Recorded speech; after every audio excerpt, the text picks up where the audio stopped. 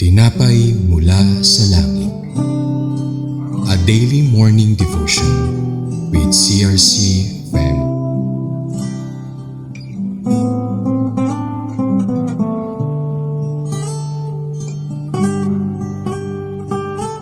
Isang mapagpalang umaga po sa bawat isa. Ako po si Deacon Ivan Lumabe mula po sa CRC Calabanga. Samahan niyo po kami sa ating programang Tinapay mula sa Langit, ang pang-araw-araw nating devotion sa salita ng Diyos. Ngunit bago po tayo magpatuloy, tayo muna po ay manalangin. Panginoong Diyos na aming pinupuri at tinadakila sa mga oras po na ito, patuloy po kami o Diyos na nagpapasalamat sa inyo, sa iyong kabutihan, sa iyong pagmamahal sa bawat isa. Maraming salamat o Diyos sa kalakasan na patuloy mo o Diyos na isinusustain sa bawat isa, Panginoon. Maging sa oras pong ito, patuloy kami Panginoon na lumalapit, nagpapakumbaba sa inyo pong malalaarapan. Nisin mo o Diyos ang aming puso at isipan na maging karapat-dapat po kami Panginoon sa pagkikinig na iyong banal na salita at maging sa akin o Diyos, nagbabahagi na iyong salita, patuloy na lakuban mo ko Panginoon ng iyong banal na espiritu na ano mo o Diyos na mamutawi sa aking bibig, magbigay po ito ng pagpapala sa bawat isa makakarinig po sa umaga pong ito. Maraming salamat o Diyos sa oras pong ito. Ito pang aming samot dalangin sa tangi at dakilang pangalan mo Jesus. Amen. Ngayong umaga ay matutunghayan po natin ang salita ng Diyos sa Ruth 2 verse 8 to 9. Ang title po ng ating mensahe ngayon ay Boaz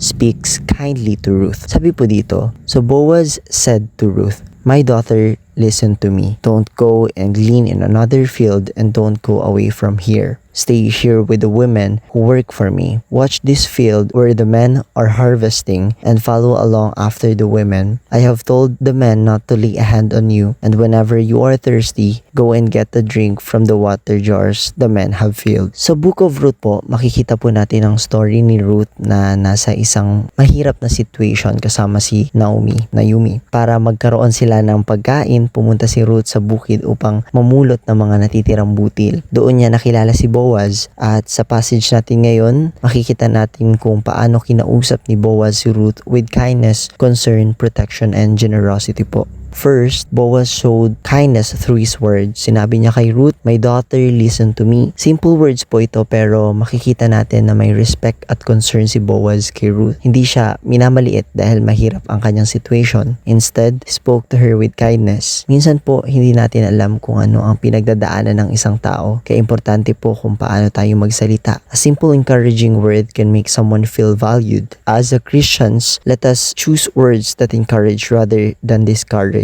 Bago po tayo magsalita, isipin natin kung makakatulong ba ito o makakasakit po ng ibang tao. Second, Boaz provided protection for Ruth. Sinabi niya, "I have told the men not to lay a hand on you." Hindi lang po siya nagsalita ng mabuti, he also made sure that Ruth was safe. Dito po natin makikita na ang tunay na kindness ay hindi lamang nasa salita. It is also shown through action. Kung may pagkakataon po tayo na tumulong, protect someone or stand up for someone who needs help, gawin po natin.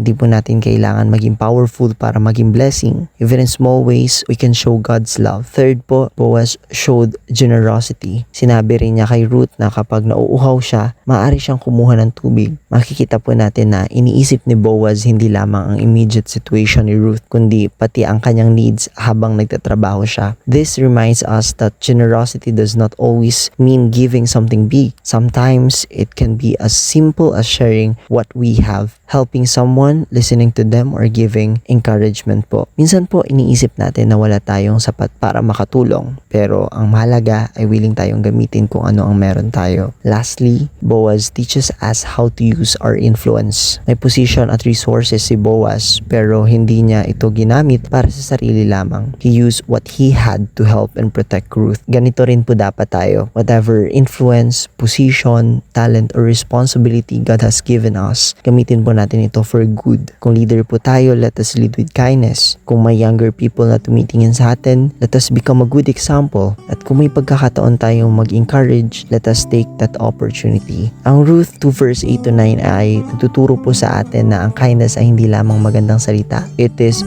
shown through action, through care, protection, generosity. Tulad ni Boaz, let us be intentional in the way we treat people. Hindi po natin alam kung sino ang nangangailangan ng encouragement, help, or simply someone who will treat them with kindness. Kaya po sa araw-araw, let us ask ourselves, paano ba ako magiging pagpapala sa iba ngayong araw? Maybe through a kind word, a simple act of service, or helping someone who is struggling. As Ephesians 4 verse 32 says, be kind and compassionate to one another, forgiving each other, just as in Christ God forgave you. Kaya po let us choose kindness, let us use our words, actions, and influence to reflect the love of Christ. Dahil minsan, ang simpleng kabutihan na ginagawa natin ay maaaring maging paraan ng Diyos upang maramdaman ng isang tao na hindi siya nag-iisa. Tayo pong lahat ay manalangin. Father God, maraming salamat po sa iyong salita na aming narinig po ngayong araw. Salamat po sa pagpapaalala sa amin pamamagitan ni Ruth at Boaz na ang pagiging mabait, mapagbigay at maalalahanin sa iba ay paraan din upang maipakita po namin